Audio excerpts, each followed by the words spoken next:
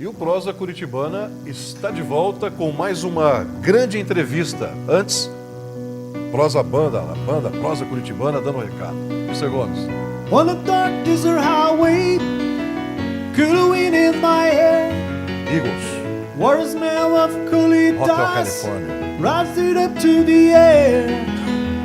Up ahead of the distance, I saw a shimmering light. My hair ground and a cigarette in, I had to stop for the night. Muito bem, olha aí, Eagle, né?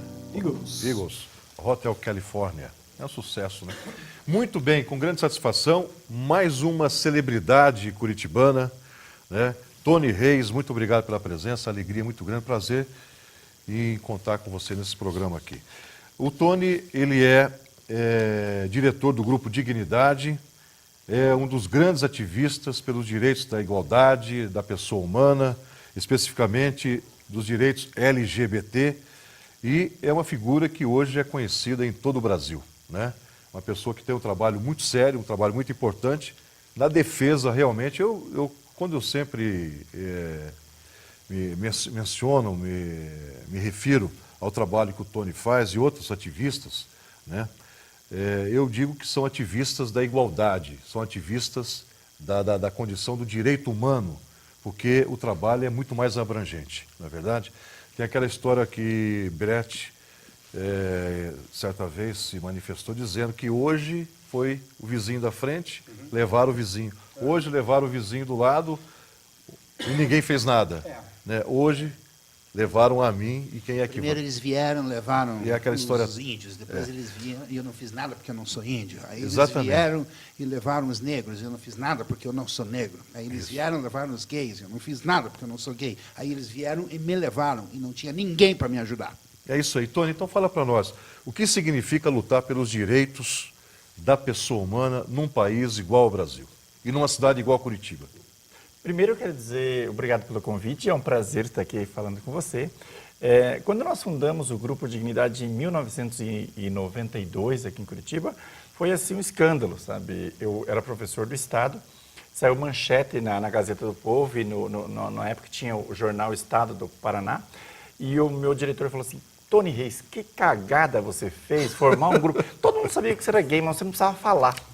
E nós não tínhamos direito... Esse é o pior preconceito, né? Com certeza, com certeza. Você finge que não sabe e eu finge que não sou. E fundamos o Grupo Dignidade, começamos a lutar. Foi aqui em Curitiba que nós fundamos a Associação Brasileira LGBT. E a partir daí começamos, em 95 fizemos Foi a em nossa... Curitiba, então, a Associação Brasileira? Foi em Curitiba. E eu fui o presidente fundador. Tivemos a nossa primeira parada gay no Rio de Janeiro, depois em São Paulo, depois aqui em Curitiba. E a gente conseguiu hoje os nossos direitos no Supremo Tribunal. Hoje a gente pode dizer que nós não somos uma Holanda, Sim. Mas nós estamos aí, conseguimos a união estável, conseguimos a conversão agora pelo Conselho Nacional de Justiça, todos os direitos, a questão da adoção, inclusive eu mesmo com meu esposo, David, estamos casados há 23 anos, conseguimos a adoção do nosso filhinho. E, então está evoluindo. Eu acho que é importante essa luta. Eu acho que é como você comentou. Acho que qualquer pessoa que se sinta discriminada tem que se organizar, lutar com respeito, de forma tranquila, levando a sua verdade. Claro. E sempre respeitando. Acho que não precisa exagerar nos protestos também. Acho que é fundamental. Tony, depois desse avanço todo, você disse em 92 fundaram a Associação Brasileira aqui, você é presidente fundador. E a gente depois vê o Brasil avançando, século XXI, etc e tal, não é, Hélio? E aparece um Marco Feliciano a essa altura do campeonato. Como é que você analisa isso? Primeiro, eu acho que também faz parte, tem pessoas que pensam como ele, eu converso com ele, embora ele... Você conversa com ele? Converso. Já teve com com ele, com o Bolsonaro, com o Malafaia. Mas você tratou dele sobre a cura gay? Sinto muito mesmo. Não, brinco com ele. Mas com o Feliciano, pessoalmente, você tratou sobre a cura gay com ele? Direto. Outro dia ele estava mancando lá no Congresso e eu falei assim, ó, isso aqui deve ser uma praga de uma travesti idosa de matriz africana. Ele bateu nas minhas costas e falou assim, não, Tony, não, vocês gays são gente boa. Ele também tem o marketing dele de uma forma que eu vejo um pouco... Fundamentalista. Fundamentalista. Então tem um grupo dele que representa aí 10% da população que pensa daquela forma. E alguns que dizem que ele seria um gay enrustido. Eu também, mas eu acho que isso é também invadir a privacidade. Ele pode até ser. O problema dele, né? Exatamente. Eu acho que Tiro sai pela Cada um culatra, sabe a você- dor e as delícias de ser o que é. Exatamente. Teve uma vez Lembra? que eu, numa palestra para policial, eu falei essa frase, aí um comandante lá disse, realmente, a dor e a delícia vocês devem saber, né? Deve saber, né? Pois é. Então, é um ser humano que a gente tem que respeitar e a gente tem que contrapor. Eu acho que ele tem posições bastante fundamentalistas, ele não abre mão, porque ele está lá defendendo a Bíblia, o dogma dele e a interpretação da Bíblia dele. Porque agora, eu vi no bloco anterior, estavam falando do Papa, eu também fiquei surpreso com as posições do Papa.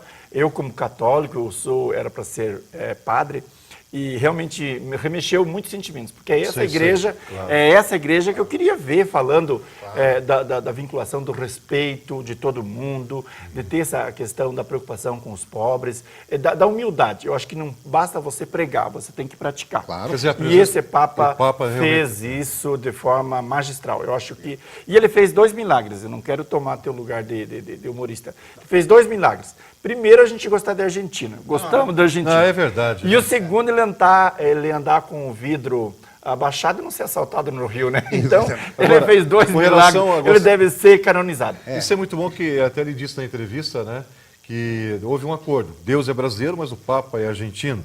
Agora, eu mesmo tenho vários amigos argentinos, sempre tive. Eu acho que a história é tudo Sim, conversa. mas ele tem essa rivalidade É. na questão do futebol, que é uma Sim, besteira que eu achei besteira. bacana. Eu achei- A rivalidade surge em função do futebol, porque obviamente eles têm um futebol fantástico, né, habilidoso. Verdade. claro que Não é bom como o nosso, mas é. Não, mas é dali que começam as coisas. Não adianta começar a querer expandir isso como se fosse uma coisa Levar para outro lado. O pessoal não é, apenas são... Agora, Tony, a situação, por exemplo, a questão do Feliciano, que é normal contrapor, ter esse tipo de debate, não é? Mas a gente percebe, às vezes, que resvala muito para um radicalismo que a gente pensava já superado, um fundamentalismo, né? Por exemplo, hoje a gente vê os grupos evangélicos enfrentando, se confrontando com os movimentos LGBT como se fosse uma praça de guerra. Né? Eu vejo... Como é que nós vamos transformar essa relação? Eu vejo assim, primeiro, não são todos evangélicos. Eu tenho muitos amigos meus que são evangélicos, pastores, que inclusive de Curitiba, tenho conversa frequente em algumas igrejas, não tenho problema nenhum. Mas nesse caso do Feliciano, ele pegou um filão dessa radicalidade e ele conseguiu se promover e se autopromover. Então, é uma forma. Então, eu não generalizo para todos os evangélicos, são os fundamentalistas, e que ele realmente agora está baixando, já não se fala tanto mais no Feliciano, mas ele conseguiu, inclusive agora até o Partido Social Cristão está convidando para ele sair presidente da República, ele vai fazer 5% a 10% dos votos da população por toda essa mídia que ele conseguiu. Então ele estava buscando a mídia e conseguiu. Promoção, né? Mas eu acho que é uma situação que nós temos que conversar. Conversar, dialogar sempre. E essas pessoas não têm como a gente dialogar para chegar no entendimento.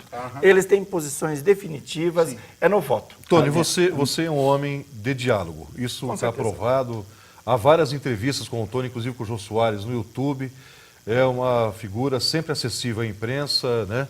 E sempre generoso também e disposto a aceitar os convites para poder estar como está aqui com a gente hoje. Voltando então ao caso do Papa, o Papa ele demonstrou assim realmente que está disposto a fazer uma mudança na instituição. Até o Hélio fala sempre que vamos ver quem vence, a igreja ou o Papa nessa história toda aí.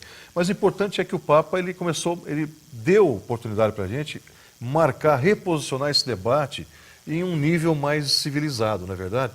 Então, pensando na própria instituição, a Igreja Católica, que vem enfrentando problemas seríssimos, né? Principalmente nos Estados Unidos, as indenizações, se forem pagas, hoje quebra a Igreja Católica nos Estados Unidos.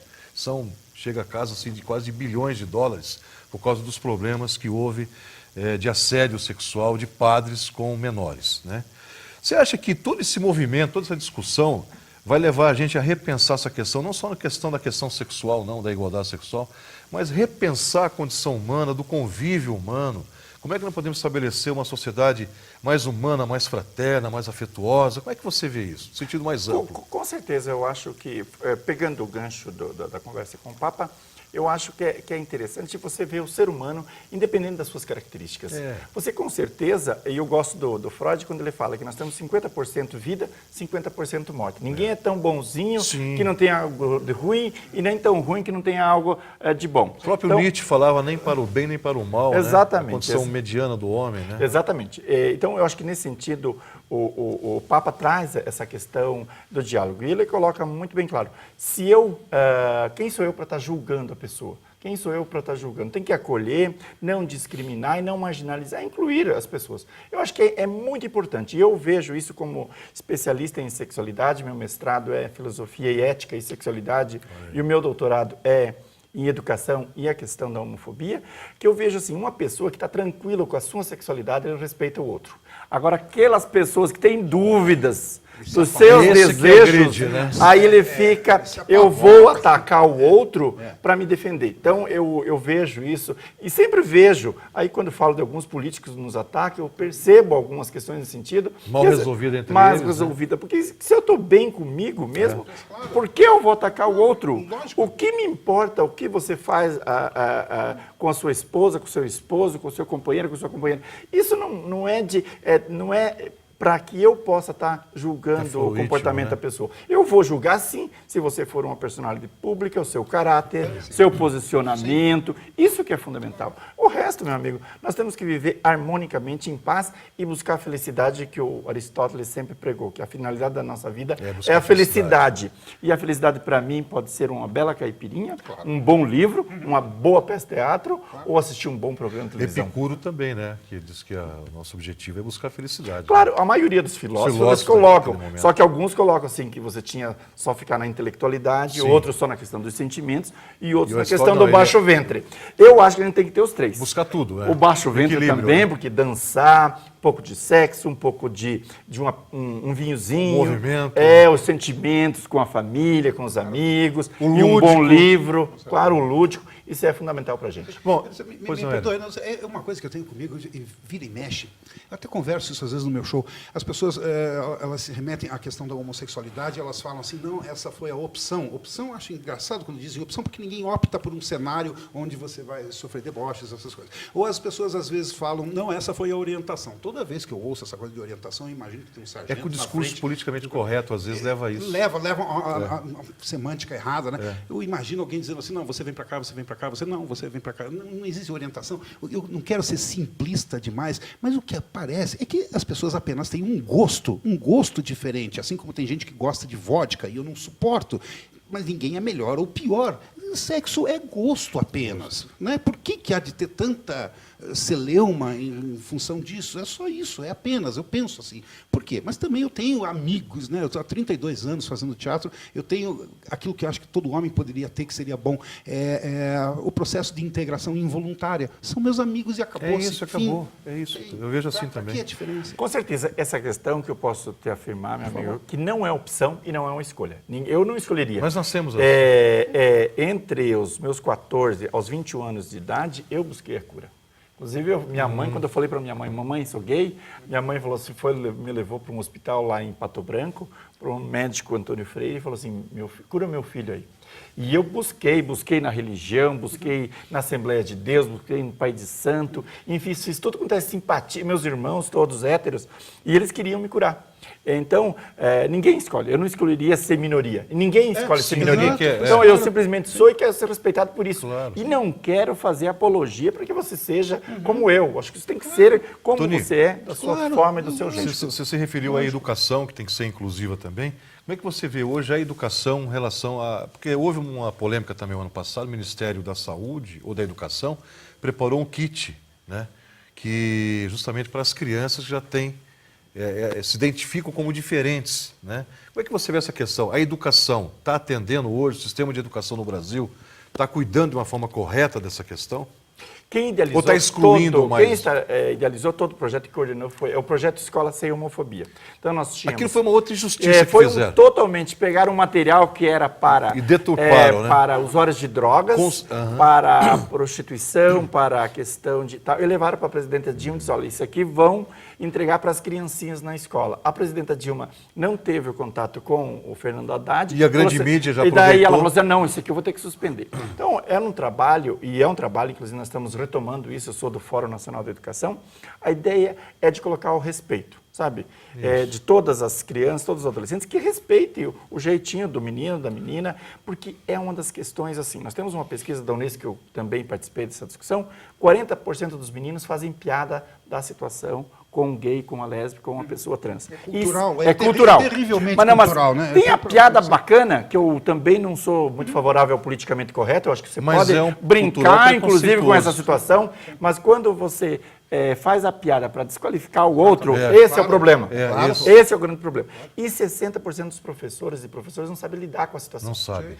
E aí, esse material, então, nós estamos revendo, vamos estar retomando toda essa discussão com tanto o ministro Haddad, que agora é prefeito em São Paulo, como o Mercadante, nós estamos discutindo para que a gente tenha um material, porque nós queremos o respeito. Não precisa nem nos aceitar. Respeitando já está bom, de bom tamanho, e conversando, dialogando de forma muito tranquila. Já é um excelente caminho, Exatamente. né? Eu acho que é o respeito.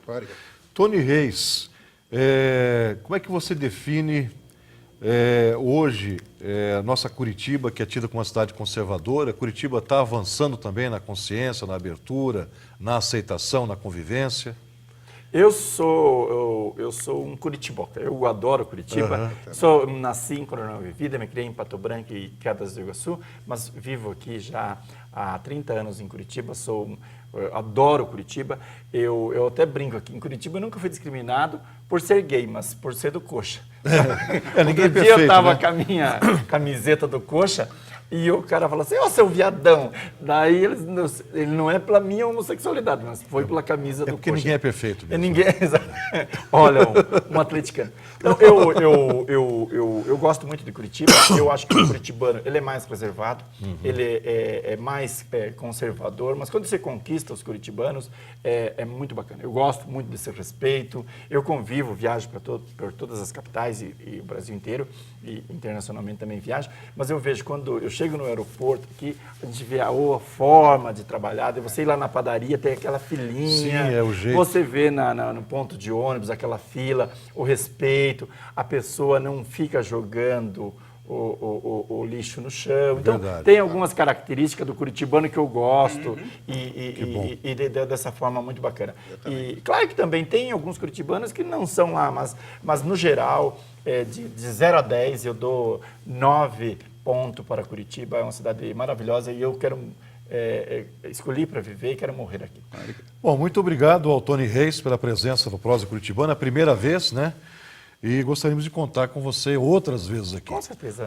Vamos convidar que Tudo bem, estaremos Nélio? aqui. Foi legal, Muito, né? foi muito legal. É muito legal poder conversar sobre essas coisas. Eu acho, você sabe, Brilheri, isso também me incomoda às vezes. Eu tenho amigos, e vez por outras, eu estou junto de outros amigos que não são do meio Sim. do teatro, que não são, e você fica escutando piadas sobre isso me torra, para te falar bem a verdade. E sim, eu sempre sou obrigado sim, a dizer, sempre, desculpe, não é assim, sabe? É verdade. Com certeza. Verdade. Bom, então tá bom. Uma homenagem, então, ao Tony Reis, da banda Prosa Curitibana. Muito obrigado mesmo. beleza. E o Tony, essa figura sempre maravilhosa aqui, muito inteligente, né? Uma pessoa muito esclarecida. Obrigado. Que sempre nos ajuda a entender melhor esse processo. Mr. Gomes e Renata Cruz.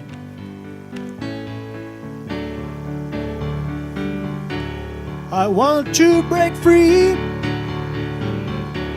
I want to break free. Yeah. I want to break free from your lies, or I'm so satisfied I don't need you. I've got to break free. Ok, então, muito bem. Queremos agradecer ao Tony Reis, essa figura sempre muito inteligente, que nos ajuda muito a entender esse processo todo. Espero que volte, esteja com a gente aqui muitas vezes ainda. Muito obrigado. Vamos ao intervalo e voltamos daqui a pouquinho.